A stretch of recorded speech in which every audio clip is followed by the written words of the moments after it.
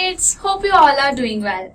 I am your EVS Digital Mentor and today we will study our chapter 11, that is homes, babies and sounds of animals. So let's revise.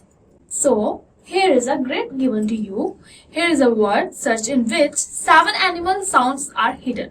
Find them out and write them in the space given below. So now let's begin. Animals do need a home to live in. Wild animals and birds make their own home. Domestic and pet animals live in homes made by us. Let us know more about animals. A lion lives in a den. A baby lion is called a cub. A lion roars. So here is the image of a lion and den. A pig lives in a sty. A baby pig is called piglet. A pig makes a grunting noise. So here is a picture of pig in a sty. A cow lives in a shed built by us. Baby cow is called calf. A cow moves. So here is a picture of a cow in a shed. Ducks live in a pond. Baby ducks are called ducklings.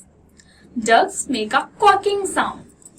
Here is a picture of a duck in a pond. A horse lives in a stable. A horse lives in a stable built by us. A baby horse is called colt. A horse makes a nagging sound. So here is a picture of a horse in a stable.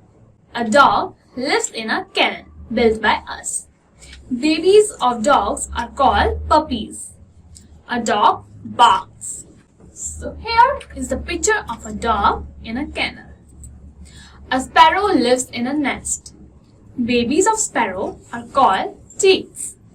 A sparrow chirps. So here is a picture of a sparrow and chicks in a nest.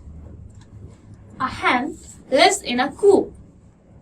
A hen lives in coops built by us.